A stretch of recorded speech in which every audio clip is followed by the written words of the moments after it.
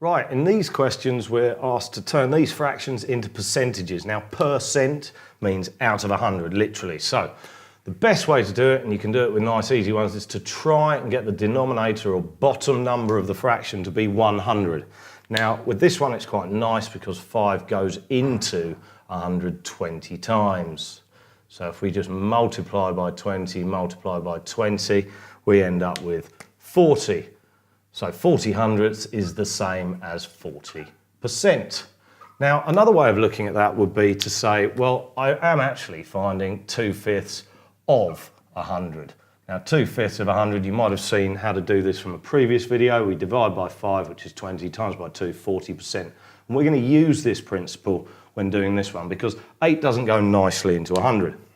So I'm actually going to find 1/8 of 100, and 100 is a nice easy one, and an eighth, all we've got to do is halve, halve, and halve again. So if I do 100 divided by 2, I get 50.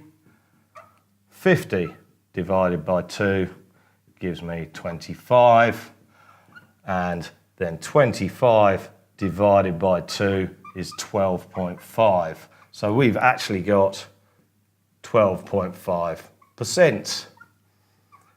Okay, so there's the first two, nice and easy.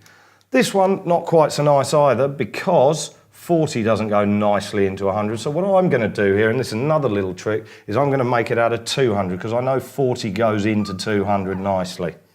All right, so how many times does 40 go into 200? Well, 4's going to 25 times, don't they? So what I'm going to do is multiply by 5.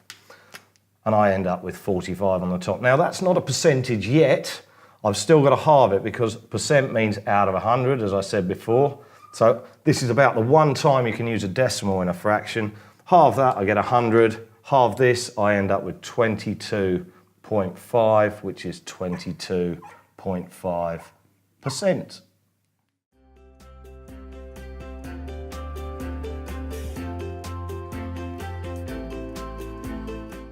Okay, Mary, so let's have a look at this one. So solve x plus 2x equals 12. So what do you think you do first? Okay, well, I want x on its own, so I would put x equals 12 minus 2x. Okay, so a lot of the time we want to get x by itself, but what we want to do first is get all of these x's together. So can you see anything we can do with this? Get all these together in one place.